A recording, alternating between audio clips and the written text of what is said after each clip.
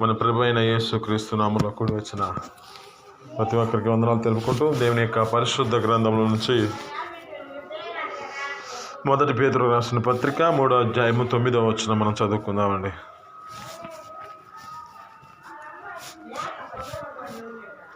మొదటి పేతురు రాసిన పత్రిక 3వ అధ్యాయము 9వ వచనం.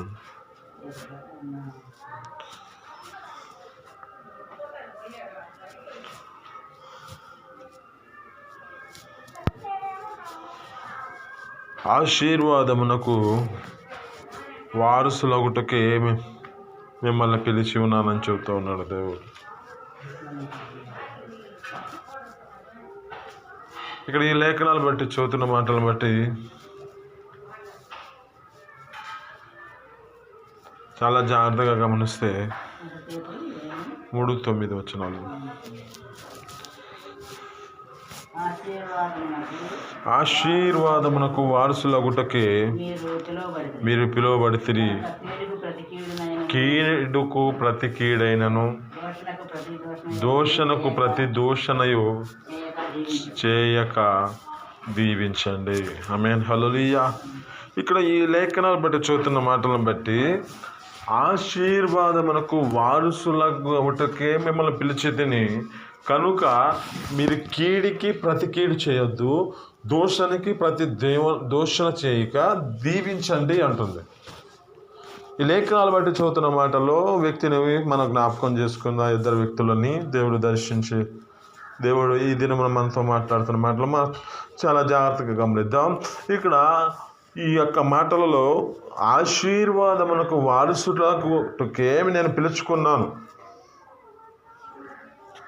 కీడుకి ప్రతి కీడు చేయక దూషణకు ప్రతి దూషణ చేయక మీరు దీవించండి అంటున్నాడు.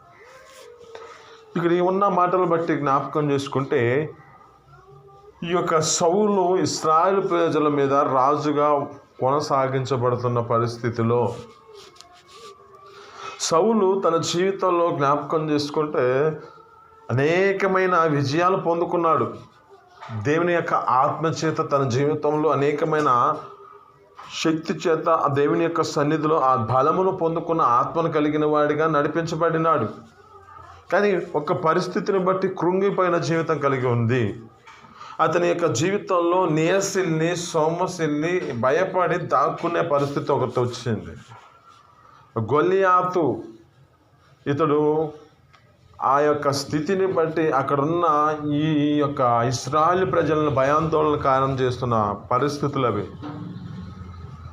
ఈ పరిస్థితిలో ఎవరైతే ఈ వ్యక్తిని చంపుతారో ఈ యొక్క వ్యక్తికి నా కుమార్తెను ఇస్తానని చెప్పి ఈ యొక్క వ్యక్తి నిబంధన చేస్తున్నాడు సౌలు గారు. అయితే ఈ పరిస్థితిలో ఆయన యొక్క స్వరం వింటున్న ప్రతి ఒక్కరు భయపడి దాక్కుంటున్నారు. సైనికులు సైతం అందరూ, సౌలు సైతం కూడా దాక్కునే పరిస్థితి కనబడుతుంది. అయితే ఇక్కడ ఒక వ్యక్తిని జ్ఞాపకం చేసుకుంటే, యెషయా కుమారుడైన చిన్న కుమారుడు దావీదు గారు. ఈ దావీదు గారి యొక్క జీవితంలో జ్ఞాపకం చేసుకుంటే, గొర్రెల కాపరి తన జీవితంలో గొర్రెలను నడిపించుకుంటూ గొర్రెల చేత తన జీవనాన్ని గడుపుకుంటున్న పరిస్థితి. ఆ పెంట కుప్పల యొద్ద నివాసం కలిగి తన జీవితాన్ని నడిపించుకుంటూ అరణ్యములో తిరుగుతూ, అరణ్యములో వాటిని తోలుకుంటూ, అరణ్యములో వాటిని మేపుకుంటూ జీవిస్తున్న వ్యక్తి ఈ యొక్క దావీదు గారు. కానీ ఈ దావీదు గారి యొక్క జీవితంలో జ్ఞాపకం చేసుకుంటే, ఒకనొక దినాన ఈ యొక్క తన కుమారుడు, ఈ యొక్క యెషయా కుమారుడుగా పిలువబడుతున్న ఈ దావీదు గారిని ఆ ప్రాంతానికి పంపిస్తున్నాడు. తన అన్నలు ఉన్నారు అక్కడ. అంటే ఈ యొక్క యెషయా కుమారులందరూ, పెద్ద కుమారులు అందరూ ఆ వ్యక్తి ఆ ప్రాంతంలో ఆ యొక్క సైనికులుగా కనబడుతున్నారు. వీరి ఎంతకి ఈ యొక్క దావీదు గారిని పంపిస్తున్నాడు ఏదో పని ఉండి. ఎప్పుడైతే ఈ పని ఉండి పంపిస్తున్న సమయంలో ఈ యొక్క శబ్దం వినపడుతుంది, గొలియాతు శబ్దం వినపడగా ఈ యొక్క వ్యక్తి ఏం చేస్తున్నాడంటే, ఇతడు దేవుని యొక్క సన్నిధిలో ఈ యొక్క వ్యక్తి జీవము కలిగిన దేవుని పేరిట ఆ యొక్క వ్యక్తిని హతమారుస్తానని కేకలు వేస్తున్నాడు, ఎగురుతున్నాడు. ఇక దావీదు చూస్తేనేమో మూడు అడుగులే, ఆ యొక్క గొలియాతు చూస్తేనేమో 6 అడుగుల 3 జానాలు అంటారు. అయితే ఆ వ్యక్తి చూస్తేనేమో చూడటానికి భయాందోళన కారణమైన పరిస్థితి కనబడుతుంటే, కానీ ఈ దావీదేమో రెంకలు వేస్తున్నాడు, ఎగురుతూ ఉన్నాడు. ఇతడు ఎంతటి వాడు, ఇతడు ఏ పాటి వాడు, ఇశ్రాయేలు ప్రజలను తిరస్కరించుటకు ఇంతటి వాడని ఈ యొక్క వ్యక్తి జీవం కలిగిన దేవుని పేరట నేను వెళ్తానని కేకలు వేస్తున్నది ఒక సైనికుడు ఉన్నాడు, సౌలు యొద్ద ఉన్న సైనికులు. అప్పుడు ఈ సైనికులు ఈ యొక్క సౌలు యొద్దకు తీసుకెళ్ళి సౌలు గారికి తెలియజేస్తున్నారు, అయ్యా పలానా ప్రాంతంలో ఒకడు కేకలు వేస్తున్నాడు, గొలియాతుని నేను హతమారుస్తాను, గొలియాతు మీద కోపము ఉగ్రతతో ఉన్నాడు అని చెప్పగా ఈ వ్యక్తిని ఆ యొక్క సౌలు గారి దగ్గర తీసుకెళ్లారు. ఎప్పుడైతే సౌలు గారు తెలియజేస్తున్నాడో, సౌలు గారు నీకు ఏం బలం లేదు, నువ్వు ఏ పరిస్థితులు ఎలా ఉన్నావు అని చెబుతూ ఉన్నా, నీకు ఈ బలం చాలదంటే ఆయన అంటున్నాడు, నా జీవము కలిగిన దేవుని నీ పేరిట నేను వెళ్తున్నాను. ఎందుకంటే సింహముల నోళ్లను మూసి సింహాల నోళ్లను తెరిచి వాటి నుంచి ఈ యొక్క గొర్రెలను కాపాడిన దేవుడు, వెలుగుల బంటుల యొక్క భయం నుండి తప్పించి వాటి నుంచి నన్ను తప్పించగలిగిన దేవుడు, ఇప్పుడు ఇతడు ఎంతటి వాడు అని జీవము కలిగిన దేవుని పేరట నేను వెళ్తున్నాను అని చెప్పి ఈ యొక్క వ్యక్తి వెళ్ళి ఆ యొక్క వ్యక్తిని హతమార్చాడు. ఇదంతా బాగానే ఉంది.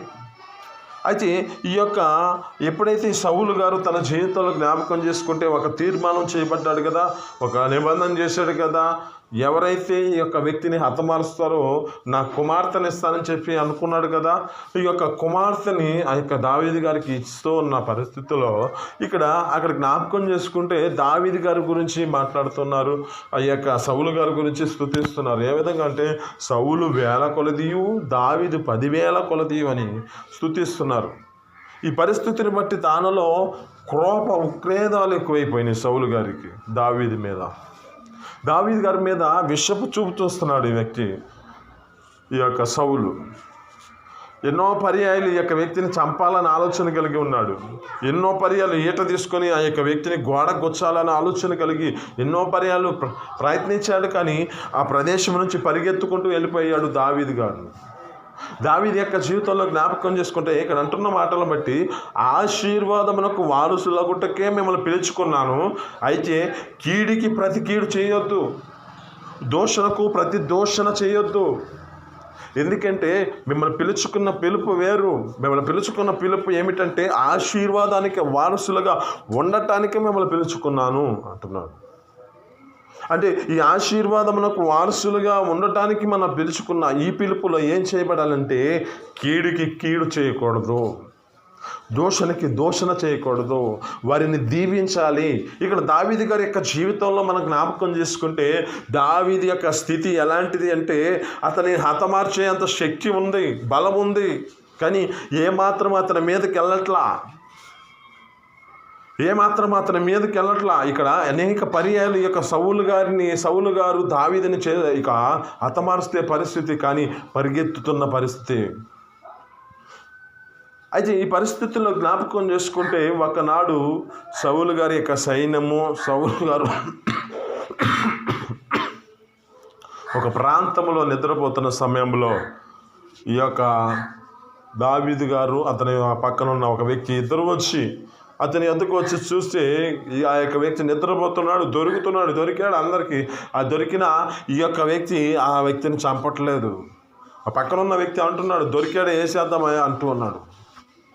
ఈ వ్యక్తిని చంపేద్దాం, కత్తి తీసుకొని దూచేద్దామని చెప్తూ ఉన్నా ఈ వ్యక్తి వద్దు అని చెప్పి అతనికి కలిగిన ఆ సొక్క అంచును ఒక గుడ్డ పీలకను పీక్కొని కోసుకొని అతనుకున్న బుడ్డిని తీసుకొని వెళ్ళిపోయాడు.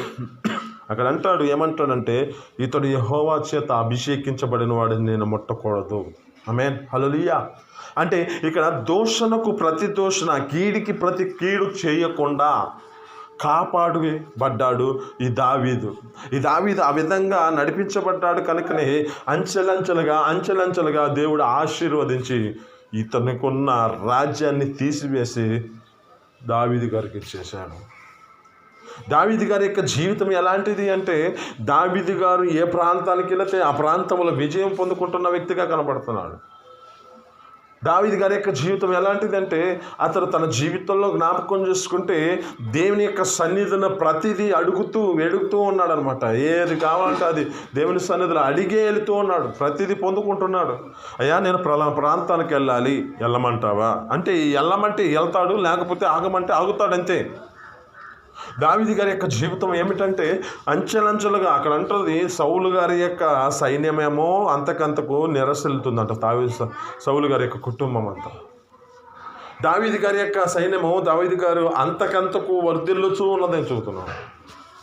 ఇది అంతకు కారణం ఏమిటంటే ఇతడు కీడికి ప్రతి కీడు చేయలేదు, దోషానికి ప్రతి దోషణ చేయలేదు, కానీ ఆ వ్యక్తిని దీవిస్తూనే అన్నాడు, ఇతడు అభిషేకించబడిన వాడు, నేను ముట్టకూడదు. అక్కడ జ్ఞాపకం చేసుకుంటే శత్రువు సైతం మెచ్చుకునే పరిస్థితి కనబడుతుంది. అయ్యా నేను నీకు అపకారం చేశాను, కానీ నువ్వు నాకు ఉపకారం చేశావు, నువ్వు చూపించిన ఈ బుద్ధి విషయంలో నువ్వు ఆశీర్వదించబడుదును గాక అంటున్నావు. ఒక శత్రువు సైతం మెచ్చుకునే పరిస్థితిని తీసుకొచ్చాడు దావీదు గారు. దావీదు గారి యొక్క జీవితం జ్ఞాపకం చేసుకుంటే ఇక్కడ అంటున్న మాటలు బట్టి మనల్ని పిలుచుకున్న పిలుపు ఎలాంటిదో గ్రహించాలి. దూషణకు మనం దూషణ చేయకూడదు, కీడుకి ప్రతి కీడు చేయకుండా దేవుని సన్నిధిలో మనం భయభక్తులతో నడిపించబడి దేవుని యొక్క సన్నిధిలో వారికి మేలు చేస్తూనే ఉండాలి. శత్రువు అయినా ఎవరైనా ఆ శత్రువుకు మేలు చేస్తే చాలు, దేవుడే తగిన సమయంలో నిన్ను ఒక స్థితిలో, ఒక స్థాయిలో, ఒక దీవెనకరమైన స్థితిలో నేను నిలబెట్టుకుంటాడు. ఎందుకంటే నిన్ను పిలిచిన పిలుపు ఆశీర్వాదమునకు వారసులుగా పిలుచుకున్నాను కనుక ఈ ఆశీర్వాదము వారసులుగా ఉండాలి. కానీ కీడుకి కీడు చేయకూడదు, దోషణకు దోషణ చేయకూడదు. మీరు దీవించండి, అంతే చాలు, మీరు దీవింపబడదురు. ఆమేన్, హల్లెలూయా. అబ్రహాము యొక్క జీవితంలో అదే కదా కలుగుతుంది. నీవు ఎవరినైతే దీవిస్తావో వారు దీవించబడతారు. ఎవరైతే నిన్ను తునీకరిస్తారో, ఎవరైతే నిన్ను శపించాలనుకుంటున్నారో వారు శపించబడతారు. ఇదిరమ నీతో మాట్లాడుతున్న మాటలను బట్టి మన యొక్క స్థితి ఎలాంటిది, మన జీవితంలో ఎలా నడిపించబడుతున్నాం, మన యొక్క స్థితి మన జీవితంలో ఏ విధమైన పరిస్థితుల్లో మనం నడిపించుకుంటున్నామో గుర్తు చేసుకొని దేవుని సన్నిధిలో భయభక్తులతో నడిపించబడి దేవుని యందు ఆయన సన్నిధిలో నిరీక్షణతో కొనసాగించబడి ఆయన ఇచ్చే ఆశీర్వాదాన్ని మనం పొందుకుందాం. ఈ ఆశీర్వాదానికి వారసులుగా మనం పిలుచుకున్నాడు. ఈ పిలుపులో మన జీవితాలను నిలబెట్టుకుందాం. మన ప్రభువైన యేసుక్రీస్తు ఎంత మాదిరిగా ఉన్నాడో, మన ప్రభువైన యేసుక్రీస్తు ఎలా అనేక మందికి ఎదురు పరిస్థితులు వచ్చినా ఏమాత్రమో ఆయన కూడా ఎలా నడిపించబడ్డాడో మనకు ఒక మాదిరి చూపించాడు కదా. అందుకే దూషింపబడి కూడా బదులు దూషింపలేదంట, ఆయన నోట ఏ కపటం లేదంట, ఆయన ఏ పాపం చేయలేదంట, బెదిరించు తూర్పు తీర్చు దేవునికి తాను దేవునికి అప్పగించుకున్నాడంట. అందుకే కదా దేవుడు తన జీవితంలో మాట్లాడుతున్న మాట ఏమిటంటే, నాకు భూమి మీద సర్వాధికారం ఇవ్వబడింది, పరలోకంలో సర్వాధికారం ఇవ్వబడింది. అంటే దేవుని యొక్క ప్రణాళికలో దేవుడు కూడా ఆ యొక్క నిరీక్షణ చేత కొనసాగించబడ్డాడు. కానీ ఎలాంటి శత్రువులకి ఎలాంటి అపాయకరమైన స్థితి, ఎవరు ఎదిరిస్తే వారిని ఎదిరించిన వాడిగా కనపడాలి ఆ ప్రభువైన యేసుక్రీస్తు. ఒక దావీదు ఏ విధంగా నడిపించబడ్డాడు, ఒక దావీదు ప్రభువైన యేసుక్రీస్తు ఎలా నడిపించబడ్డాడో అదే దావీదు కూడా తన జీవితంలో నడిపించబడ్డాడు. అదే స్థితిలో దేవుని సన్నిధిలో తన జీవితం కూడా ఆశీర్వాదములకు వారసులుగా చేయబడ్డాడు. ఆ దీవెనలతో నింపబడ్డాడు ఈ యొక్క దావీదు గారు. దావీదు గారి యొక్క స్థితి ఎలాంటిదంటే, దేవుని యొక్క ఇశ్రాయేలు ప్రజల మీద రాజుగా ఉన్న దినమునకు 7 మార్లు స్తుతించేవాడిగా కనపడుతున్నాడు. ఇది ఎందుకు కారణం అంటే తన జీవితంలో భయభక్తులతో నడిపించబడ్డాడు కనుక, అతని అంచెలంచెలుగా దీవించాడు కనుకనే తన జీవితంలో కృతజ్ఞతాపూర్వకమైన స్థితిలో నడిపించబడ్డాడు. ఇద్దరితో మాట్లాడుతున్న మాటను బట్టి నిన్ను దేవుడు ఒక దీవించిన వారసులుగా ఆ యొక్క ఆశీర్వాదానికి వారసులుగా తీసుకున్న నీ జీవితంలో కృతజ్ఞత అనే భావం నీలో ఉందా? ఆ కృతజ్ఞత స్తుతులు చెల్లించగలిగే జీవితం నీలో ఉందా లేదో గ్రహించి ఈ మాటలు మీ వినికిడిలో దీవించి ఫలించునుగాక. ఆమేన్. చిన్న ప్రార్థన చేసుకుందాం.